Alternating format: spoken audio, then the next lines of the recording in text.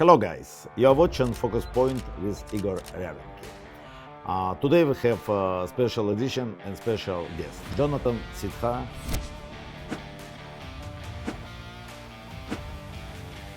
Before we start, please don't forget to subscribe to my channel. Here you will see a very interesting guest and know about what is going on at the age of AI revolution. Okay, Jonathan, let's start. We met several years ago. I tried to calculate, but it is not so long because in history of healthcare investment, Turing was one of fastest growing from time of investment before A stage to the unicorn.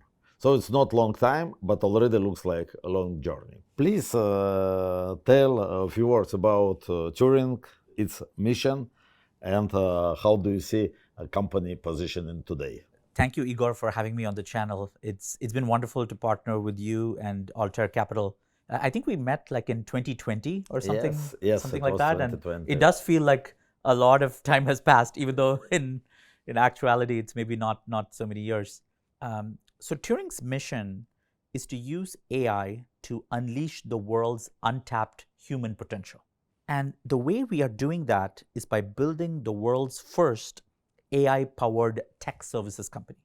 Our view is that AI transformation is the new digital transformation. Every company needs to be an AI company. Every company is going to need an AI strategy. Sometimes they need a data strategy before they have an AI strategy. And typically tech companies like Fortune 100 companies as well as startups, when they work with traditional tech services companies like Accenture, TCS, Wipro, Infosys, etc., it's a legacy model. Traditional tech services companies do manual sourcing of talent, manual vetting of talent, and manual coding and delivery. We asked ourselves, what would an AI-powered tech services company look like? Turing is tech services reimagined from the ground up with AI in three specific ways. The first is we do automated sourcing of developer talent. We have about 3 million developers on the platform, growing by about 80,000 developers a month. Second, we use AI-powered vetting and matching to identify and match the right talent to the right opportunities. And third, we use AI to accelerate the productivity of the teams that we deploy. And what's fun, Igor, is almost 1,000 companies have partnered with Turing on various aspects of their transformation journey. We work with some wonderful companies like OpenAI, Google, Character, Disney, Pepsi, Volvo, many, many more. And companies typically work with Turing in three specific ways. The first is we deliver projects, Gen AI projects to companies. The second, we deliver vetted talent. And third, we help AI companies, like all the leading foundation model companies in the world, train their LLM models to get better at reasoning, problem solving, coding, and other tasks involving higher levels of cognition. And it's been fun, Igor, like the company's growing really fast. We have raised about 140 million so far, most recently at a 4 billion valuation cap safe, and prior to that at a 1.1 billion post. And it's exciting to be in the thick of the AI action. Yeah, it's a really exciting journey. It is interesting that, being so rich in talents and technology, company found its mission and its place, really helping large players as well as smaller ones to determine what to do with this revolution and really how to bridge this gap between AI giants who bring this technology available and a real implementation and strategy of players for their own business. You started like years ago, and you were one of the first companies who really understood what to do with AI and what market and other players need here. Could you tell us what inspired you in your journey, when you started the company and how you fine-tuned your strategy to really get where you are with a fast-growing company, a recognized player in this AI world? So Turing's journey, Igor, actually began in 2012 when my co-founder Vijay and I were working on our first startup. It was an AI company called Rover. And I remember the year distinctly because we'd started this company when we were grad students in AI at Stanford. And I never thought the company could fail, right? The thought of failure never even struck my mind. I was very overconfident at that time. And 2012 was the first time, and this was my first startup before Turing. It was the first time that we actually thought like the company could fail. And the challenge was hiring great talent. We were in the heart of Silicon Valley in Palo Alto, and we were competing for talent with Google, Apple, Facebook, Amazon, like all these big tech companies. It was costly to hire great talent. It was hard to retain them. It was just, there was a real risk that the company would not succeed. So at the time, we made the decision to look beyond Silicon Valley for Silicon Valley caliber talent. Now it seems obvious, but at that time it wasn't. Every VC that we meet would be like, okay, shouldn't the entire team be in one office, maybe in Palo Alto or San Francisco, right? But we had no choice. So we looked at other parts of the world where there's exceptional talent, but underutilized, untapped human potential, right? And we were fortunate to work with some wonderful engineers from Serbia, from Poland, from parts of India, and other parts of the world. We hired them, and they made some incredible contributions to the company. We were able to launch our mobile app on time, which was very key to raising our Series A at the time. We raised a good Series A. Eventually, the company had a good acquisition. None of that would have happened if we hadn't widened the net to look beyond Silicon Valley. After selling Rover, I took some time off to relax and recharge. It was a 9-year journey, so I needed to recharge. And as we started thinking about what to do next, I even there was a very brief moment when I thought, should I become an investor? Right? And then I decided maybe we'll save that for I would save that for phase 3, right? And it was very clear that this problem that we had solved for ourselves of finding Silicon Valley caliber talent in places where nobody was looking was still a huge problem. It had become an even worse problem, and the year was 2018. And it became clear that if we could solve this problem, it could be very valuable for not just for startups, but also for large enterprise companies. Because in a world powered by technology, the oxygen for the industry is great talent, right? So I teamed up with my co-founder again and started Turing in 2018. And at the time, we did not think remote work and distributed teams would arrive so fast, right? The pandemic was horrible, shouldn't have happened, obviously lots of negatives. But the one silver lining was it accelerated the future of distributed teams by at least 10 years. And it's just been exciting. Like the company just kept on growing through 2020, 2021, and beyond.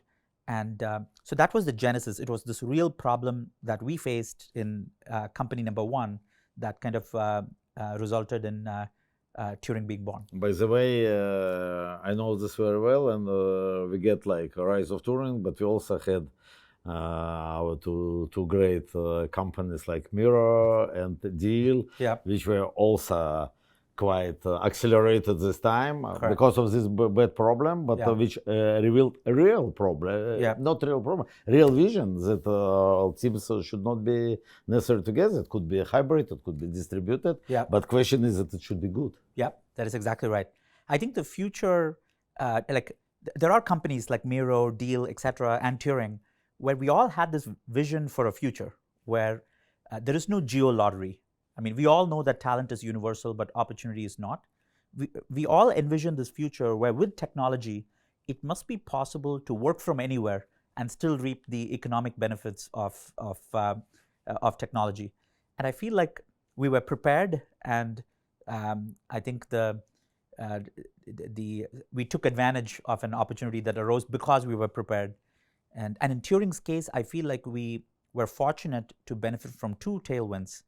The first were the tailwinds around distributed teams, which we did not think would accelerate our go-to-market by at least a decade. The second were the tailwinds around AI. when we started, we had a bet that we could use AI to more efficiently vet talent and match talent. We had very high level ideas of, can we speed up the productivity of the teams that we deploy with AI?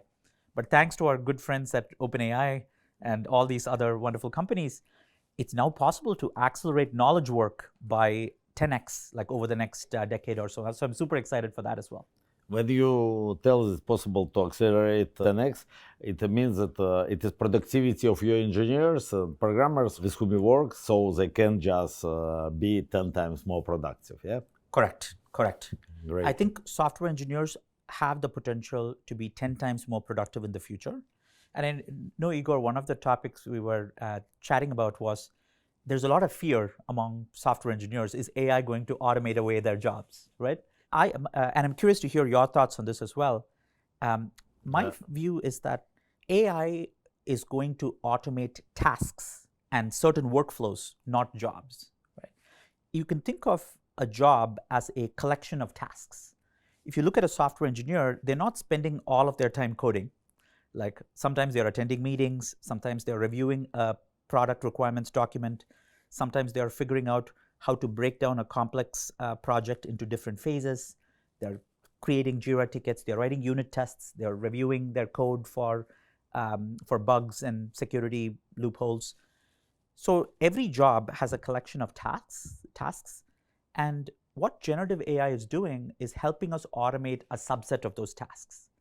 And often it's the more mundane, boring, routine parts of those tasks. It's not the fun parts. And software engineers throughout the history of the tech industry have always been problem solving at higher and higher levels of abstraction. Exactly. If you ask my opinion, I also have not only opinion, I have big experience. I started as a coder myself, so I was program engineer. I started with machine code, as many did, and then with assembler, basic language, and so on. And every time when it got programming language of new generation, it was like, okay, software designers, we need less and less because automation is here, programming is easier. But because world is development and technology is development, there is need to more and more talent. And in my view, it is really, I agree with you, it is routine jobs automation. And not only, it also in creative job, it is big help for talented engineer, but it is not replaced. And I don't foresee that it will be replaced very soon. And I believe that creative people and talent will just develop along with technology development, and they will be required, and they will have their place and their job and their business. That is exactly right, Igor. I mean, Igor in an office coding on assembly has a certain level of productivity. Igor in a software engineering role coding with Fortran has a higher level of productivity. Igor working with ChatGPT or GPT-4 has an even higher level of productivity, right? I believe that people like overestimate these fears. I think that it is mankind always so. Since many years, any technical revolution create fears. Okay, what we will do, we will lose all our job. Like 100 years ago, there were like in US were 100 million horses.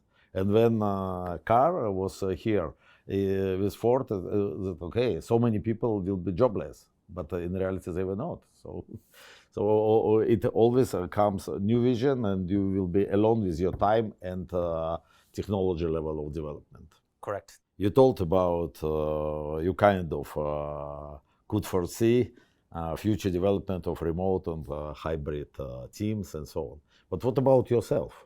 How Turing is working, and do you personally enjoy go to office, or you spend like more time in different places, and your team altogether, is it collected in one place or it's distributed? So Turing is globally distributed. So Turing in some ways is Turing's first customer. So we have a globally distributed team of wonderful people, software engineers, operations, salespeople distributed all over the US as well as other parts of the world.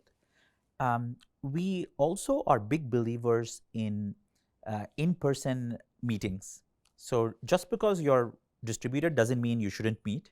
There's a lot of value in bringing teams together to build good relationships, for onboarding, and sometimes to solve certain types of problems in a high bandwidth fashion. So even though we are globally distributed, we have very specific cadences for the company where we bring together specific teams to come meet on a periodic basis. So we are very intentional about how we bring people together. And for me, with respect to our exec team, I have a cadence with which I meet our exec team members in person. And I've often felt like there are almost like 3 levels of getting to know someone. Level 1 is Slack, Zoom, like those types of collaborations, just purely transactional, getting work done. That's not enough. Level 2 is you meet in person and actually have some co-working time with each other, right, on some cadence. For example, this week we are bringing the Turing exec team together in Palo Alto to review the company performance last quarter and to think about strategy and priorities for the coming quarter. So level 2 is bring people together on some cadence. I actually think level 3 is important, where you spend some time, maybe like over a meal, maybe you're having breakfast or lunch or dinner together. Or company retreat. Or company retreat, where it's without an agenda. You get to know each other as humans. You and I, Igor, like we had breakfast together. That was like a level 3 sort of meeting, right? Otherwise, we're not always talking business. And so I feel like one of my goals is with everybody at Turing, and Turing's about a 500-person company now. My aim is to be at level 3 with as much of the company as I can. Today, I would say I'm at level 2 with a lot of the company, level 3 with a smaller subset. I think that's really important. Yeah, you should do it. I cannot agree more. Say, I didn't do it like for business, but inside Altair, we have from the very beginning, Altair started many years ago, distributed team. Yeah. And I always understood how important it is to follow all 3 levels. Yeah. That we can work distributed, but time to time we should work together, make strategic session, make some working in some office or co-working together, and certainly to do events, retreat, and very often with no agenda. And also the same concerns when we speak to our founders of teams where we are investors, and also with our future projects. I like very much to meet people face to face, to socialize, and also I attend a lot of events which are just founders events, investor events, and so on, where we can really speak on every subject and get closer. But to work distributed model is great. So I didn't think about your classification, but it looks perfect. 3 cadences.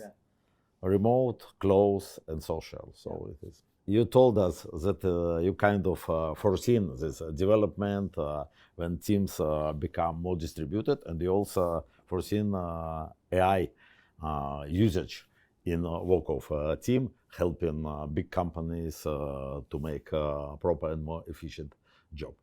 And now, when it already became obvious trend, how you ride the wave? Do you have this advantage of first mover, and how does it help you to get in a competitive environment? Great. So we are riding the AI wave, Igor, in 2 very specific ways.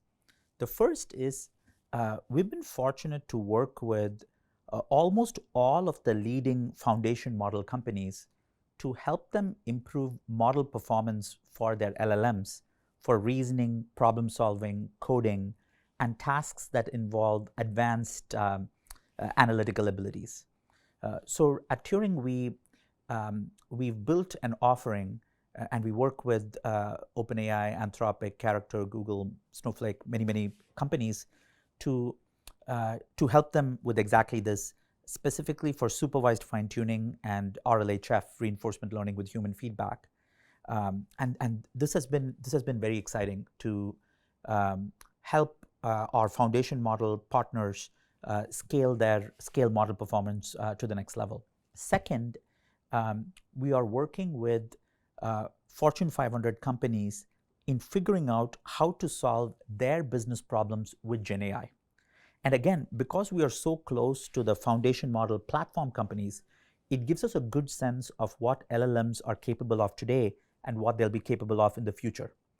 And we call this Gen AI strategy consulting. So it's a little bit like McKinsey or Accenture, but just focused on Gen AI, right? And we don't make decks, like we build products. We are an AI product company. So when we partner with a Fortune 500 company, we help them think about which of their business problems and use cases are best suited for generative AI. Not all use cases are suitable. There are some cases where Gen AI is the right solution. There are many other cases where supervised machine learning is the right solution. And there are some problems where you have to use some other AI or data approach that's not either of the two. So we think of ourselves as not as a vendor, but as a partner to Fortune 500 companies on their AI transformation journey. And I think of it like a pyramid where we offer Gen AI strategy consulting, where we help business leaders like CTOs, CEOs, CXOs think about what does this generative AI, what does this ChatGPT moment mean for my business? Like, what should I be doing differently? And second, we help them actually implement that strategy by delivering projects. And third, at the base of the pyramid, we deliver incredible talent, whether it's back-end engineers, Python developers, data scientists, or AI engineers, or anything, front-end, back-end. We help them staff their teams with the right talent. So it's strategy, services, and staffing. That's what we offer. So, okay, I would do it like from bottom up. So competitive advantage is that not only you have level one, you have vetted talent, but due to your early and deep experience with AI and working with AI giants from years, you have possibility to have these teams very efficient and understanding what is really going on. And third, it helps you to make this services level, helping already your partners and large partners and Fortune 500 and beyond to build their own strategy and to find their place in the future technology and business world. And it is very important. It's difficult to overestimate, because I understand that a lot of industries will be totally disrupted with new technology. It doesn't mean that legacy players should go. They should adapt. They should have the technology. They should understand that if you don't adapt, you will be just replaced. You will be already market will just smite you. So it's absolutely, you have to adapt. And we have a lot of respect for like the Accenture, TCS, Wipro, Infosys companies.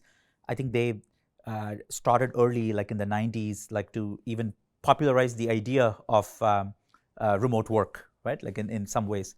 But they have to adapt. And I think it's important to be an AI company yourself, to be able to do the work really effectively for your clients. And that's where that's what we found to be useful. And it also helps to have a really large talent pool to pull on. I mean, Accenture is a wonderful company, probably the largest tech services company in the world, but they only have about 700,000 billable headcount. And out of that, at any point on the bench, maybe there's 10% free, that's like about 70,000. Turing, on the other hand, is pulling from a pool of about 3 million technical professionals. And at any point, we have roughly 100,000 that's vetted and ready to deploy. So we are able to compete at a high level, even with companies much, much larger than us. You have mentioned that you work with AI giants, with foundation models companies. Could you just, to be more specific, to tell us or give few examples how you really work with them? So we help foundation model companies like OpenAI, Anthropic, Character, Google, Snowflake, like many of these, almost all the leading companies in this category. We help them improve model performance for reasoning, problem solving, code generation, and tasks that involve higher levels of analytical ability, where you want like STEM professionals, for example, to be helping with creating training data. We help these companies create proprietary training data sets to help with supervised fine-tuning and RLHF. And we are able to do that by building very specialized offerings on top of our 3 million plus developer pool.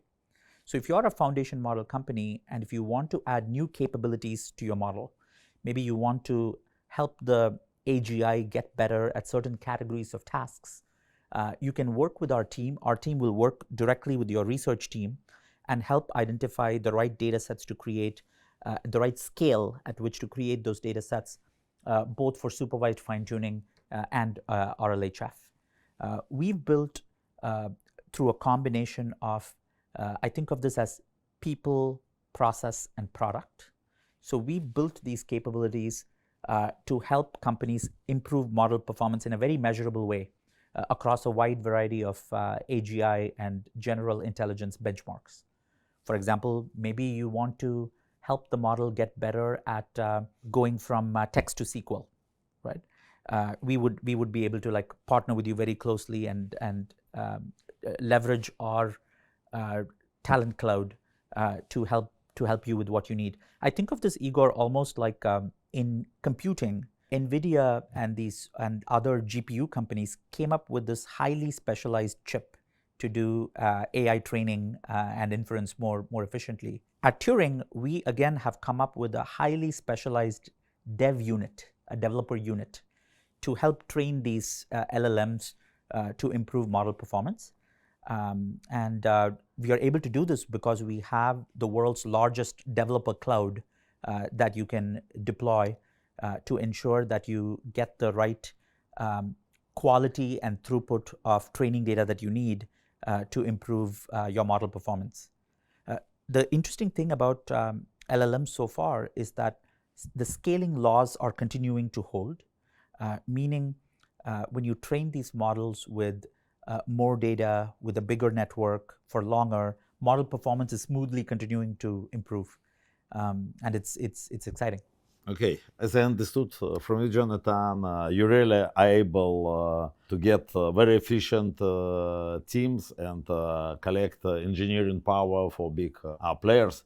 So in my understanding, we should just tell best engineers, if you want your shortest way, you want to be part of these big tasks, you want really touch this revolution, just come to Turing, become part of their journey and journey with giants. Something like this? Yes. Okay. That's right. You mentioned that it is necessary to really be AI company yourself. Tell me, please, because I know about your internal project like Turing AI, Turing GPT, and so on. Could you be a bit more specific what kind of product it is and how specifically it helps your company and your engineering pool to get benefits from AI? Yeah. So it helps that Turing is an AI company itself so that we are able to help our clients with their AI projects. So Turing uses AI in 3 specific ways. The first is we use AI to automatically vet software engineers at scale. So in our vetting, we are evaluating a software engineer for their computer science foundations like data structures, algorithms, things like that, and their expertise with specific tech stacks. We also assess soft skills, their prior experience, etc. And when we vet a developer, we create what's called a deep developer profile, which is a detailed, comprehensive, continuously updating vector representation of a developer's strengths and areas for improvement. And some of the signals in our vetting come as the result of AI. So we were using BERT embeddings even before ChatGPT and other generative AI tools came about. And this would help us understand a developer's prior experience in a richer way. So that if a developer mentions that they worked on PyTorch, but a client is asking for TensorFlow, PyTorch is a deep learning framework by Meta, TensorFlow is a deep learning framework by Google. Somebody who's good at PyTorch is going to be good at TensorFlow too. But we need to be able to index that developer's profile in a way that if you're searching for TensorFlow, somebody with PyTorch experience also shows up, right? So we were using embeddings for that. And we were using machine learning to predict the probability of a developer being a good match for a specific job. Because we had so much data when we would send developers to clients, we knew which clients ended up getting picked for an interview, which developers ended up passing an interview, which developers ended up passing a 2-week trial. So we had the perfect data set to do supervised machine learning. So we had a gradient boosted decision tree algorithm to rank the right developers for the right opportunities. And this is how we were able to scale matching from a pool of about 3 million developers. Because when it's 3 million developers, you can't have humans picking the right developers for the right opportunities. So vetting and matching were the first 2 use cases for AI at Turing. And very recently, Igor, we've started leveraging OpenAI's GPT models to also help with additional levels of ranking. We have a level 1 of ranking done by our gradient boosted decision tree algorithm, which will shortlist from this original pool to like 100 developers. And then we have a GPT model re-ranking the top 100 to make sure that we find the best developers for that particular position. It's much more scalable and cost efficient to do it this way. Right? So vetting and matching are the 2 areas where we use AI today very heavily. A third area that we are tinkering with is how can we use these copilot tools to speed up the productivity of teams that we deploy. And here we partnered with Google's Duet AI and offered Duet AI to a subset of our engineers in an A/B test. And we saw a 33% lift in developer productivity in terms of pull requests merged per developer per week, and which was exciting to see. And this is just for coding. We think that there's a lot more opportunity to use GenAI as a brainstorming partner, as a co-pilot for not just for software engineers, but for data scientists, for project managers, for product managers, so that we automate away more of the tasks so that the individuals can focus on more creative, more fun fun tasks. More fun, more creativity. And I'm sure, because I know from you and understanding the industry, that you developing more and more internal tools and leverage on third-party tools to really make your engineers and teams you collect much more productive with help of AI. Yep. And it helps, Igor, to also try out more and more GenAI use cases. Like, so when clients come to us and ask us, what should we be using GenAI for? We are able to guide them in a concrete way because we've tested those use cases internally. For example, we are now testing a use case to make sales team members more productive with GenAI. We transcribe sales calls, do speech to text, and then are able to evaluate a sales call on a very specific rubric. Did the client ask about budget? Did they ask about competition? Did they ask about when can you start? And we're able to like also predict the probability of a lead closing, right? So that's one example, like amplifying the productivity of a sales team. We are actually kicking off a project to evaluate whether GenAI can help us optimize our support operations, right?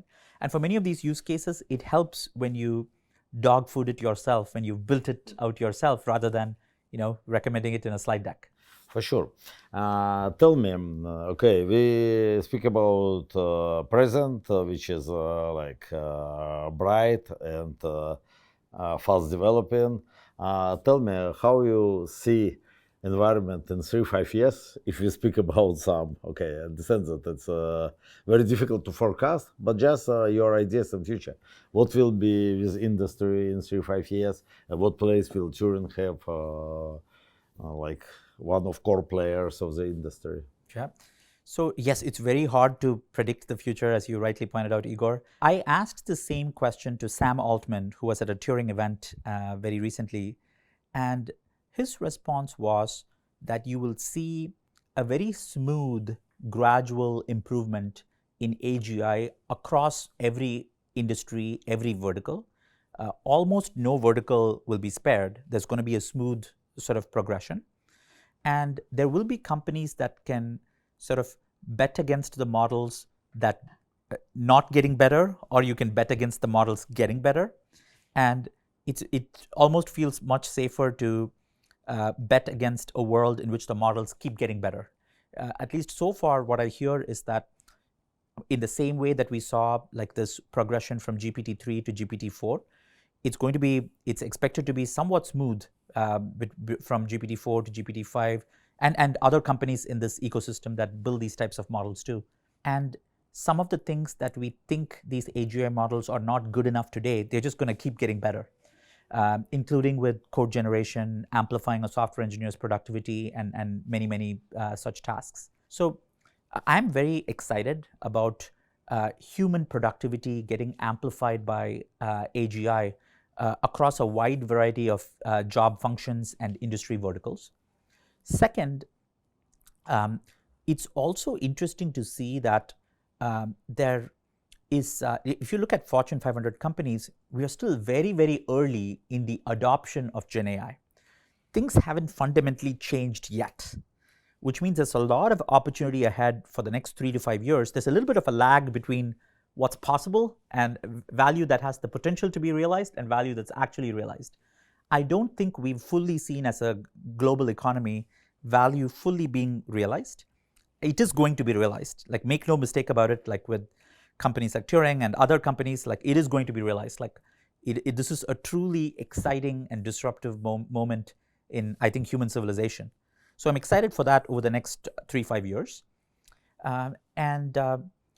Third, I just think we are entering a golden era of technology where humans already now can work from anywhere and have access to the same opportunity, but a world in which every human is 10x more productive, it's almost hard to fully internalize what that means, right? Like, what wonderful products will we see that we haven't seen today? How many diseases will we cure? Will we solve climate change? Like, there are so many hard problems that are fundamentally constrained by human intellect and human, for lack of a better word, the human CPU cycles, right? And now with AI amplifying that, it's almost like we've accelerated our problem-solving ability. And I think that's going to result in a much better quality of life for the world as a whole. So I'm excited about that as well. I'm also excited about opportunities. I believe, if you will able to solve questions of, health, education, for sure, this can bring opportunities which even difficult to imagine today.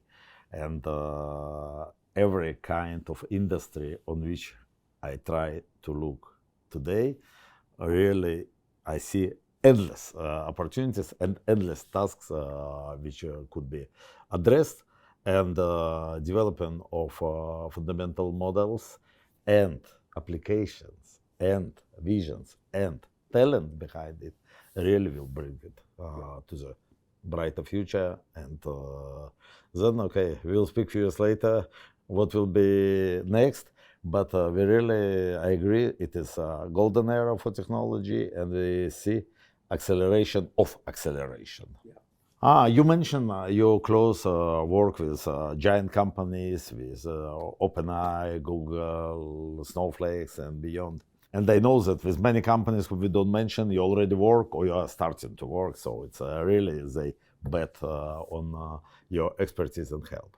But particularly last week, you get a fireside chat with Sam Altman. And this is for sure is very interesting to hear for our viewers. And please, could you share? And if there is a link to this fireside chat, but please, could you just give us a few most interesting points which you really discuss, what Sam Altman shared. He's very public, he does a lot. So I'm interested to know what was specifically interesting questions in your discussion with Sam. Yeah, it was wonderful to have Sam Altman from OpenAI at Turing's AGI Icons event last week in San Francisco. And so it was fascinating to hear from Sam about OpenAI's mission and how they see the future of AGI. There were a few things that struck me about OpenAI and Sam. The first is OpenAI is a company that moves fast. right? It's a company that, like, in working with them, you can kind of tell that they work almost like a startup, right? Like, they don't work like a big company. So I've always been impressed by a company's clock pulse, like how quickly they kind of iterate. And I think it comes all the way from Sam. Like, I've been blown away by how quick, how responsive, and how quick he is, right? Like, it's somebody who's on top of their game. So this is a company that's on top of its game, right? Like, so exceptional company in terms of pace of execution, right? And second observation was they don't see this slowing down. Like, my takeaway is that this is the path to AGI is not going to be like discrete milestones. It's going to be a smooth sort of progression. These models will keep getting better and keep getting more capable. And sometimes I think Sam's point was that sometimes the public gets caught up with like step function changes.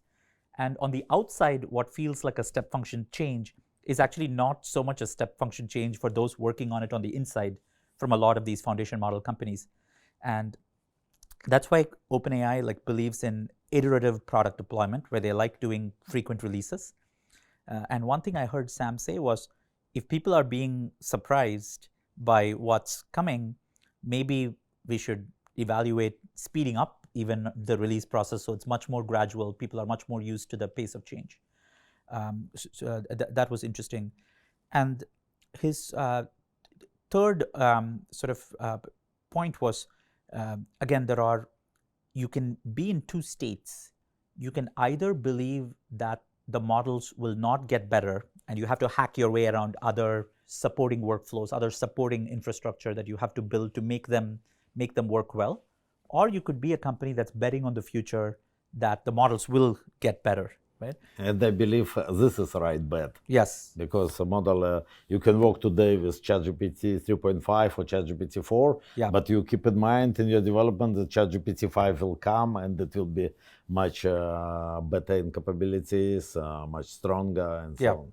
That is exactly right. And in Sam, I just see a leader who has his vision set firmly on the future, and there is almost a calm sense of confidence that this is about to happen, right? It's about to happen, like it's going to be a smooth progression. And I really admire how OpenAI kind of connects research, product development, and safety. That trifecta, research, product development, and safety. I don't think we've seen a company like this before, where, I mean, we used to think of research labs as much more academic focused, like maybe not very commercial. This is the first time it feels like a research lab, a really state-of-the-art research lab paired with a state-of-the-art product team, paired with a company that really cares about rolling out safe and beneficial AGI that benefits all of humanity. And one of the things that struck me is also OpenAI's view that AGI should benefit all of humanity, right? So they really don't want it to be concentrated in a few different areas. They really want to roll it out as broadly as they can. That was also interesting to see. Okay, thank you. It is really a lot of information, and it is a great explanation of what is going on. I'm very excited about this time and perspective.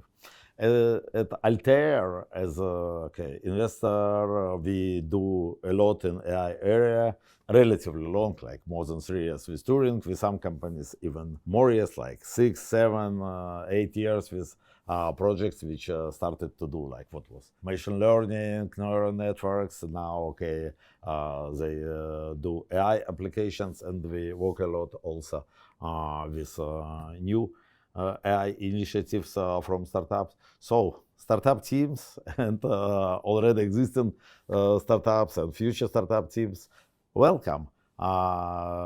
If you're interested really to get quicker to market, if you want to get better understanding and improve your positioning, just write to us. You see, with these connections and expertise of guys as Jonathan, we can really help you to move right and quick in the right direction. Jonathan, your three favorite books. The Hard Thing About Hard Things by Ben Horowitz, High Output Management by Andy Grove, and The Score Takes Care of Itself, which is a biography of Bill Walsh. What's the greatest company in the history? So I have two. I really feel there's lots to learn from OpenAI and SpaceX. Agree. And would you say Turing like one of the greatest companies?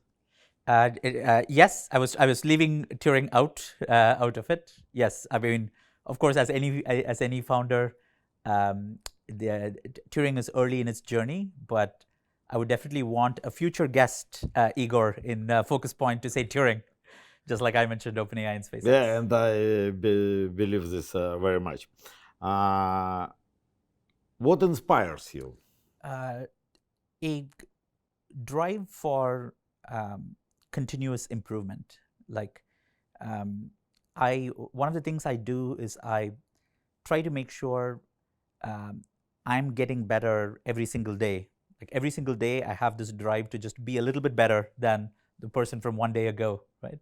So every single day, I have this app on my phone where I track whether I'm working on something related to my own personal improvement. And we have that culture at Turing too, where we think about, are we individually, are we getting better day by day? As a team, are we getting better day by day? As a company, are we getting better day by day? It's a little bit inspired by machine learning as well. In machine learning, when you're training an algorithm, you kind of try to minimize the loss function epoch by epoch, and you're kind of hill climbing always, right, to get to that optima. And for it's both good and bad. It's good in that you're always like asking yourself how something can be better, and you're pushing yourself and teams to keep getting better and better and better. The flip side of it is you have to also take time to appreciate the things that are going well, right? Like you can't always be like, what's broken? How do we fix it? So I'm finding that balance myself. Like how do we sort of stop and smell the roses from time to time? What do you learn from? So I learned from a collection of channels. Specifically, I have mentors for different aspects of professional and personal life, and I try to learn from them. And it starts first by identifying what your own learning and growth goals are. So I have some internal growth goals that I keep private for what I want to work on and get better, like over, say, the next 3 years. And then I figure out like who's the best person in the world at those things, and I make sure that I'm learning from that and continuing to grow. So it's a combination of real world mentors, like people who you can talk to and learn from, as well as books, podcasts, and others. But it starts first by defining a learning goal. Like if you don't have a goal, you can't. It doesn't. I mean, you won't know where you have to go. So I mean, the name of your channel is Focus Point, right? You have to be focused. So I have a focused sort of set of goals, and then I figure out what are the best ways to learn to get better at those specific areas of focus. And fortunately at Turing, I have a wonderful exec team where I learned something from each exec team member. In fact, one of my filters for recruiting is what can this person teach me? Like if I finish an interview, it's like I should have learned something from that interview. If I didn't learn anything from that interview, then person is probably not a good fit for Turing. What is your favorite movie about business? This is such a fun question. It made me think, like, what's the, and I'm going to just say since this is rapid fire, I'm going to give you a quick answer. I've enjoyed this movie called $1 Million Arm. It's not a super well-known movie.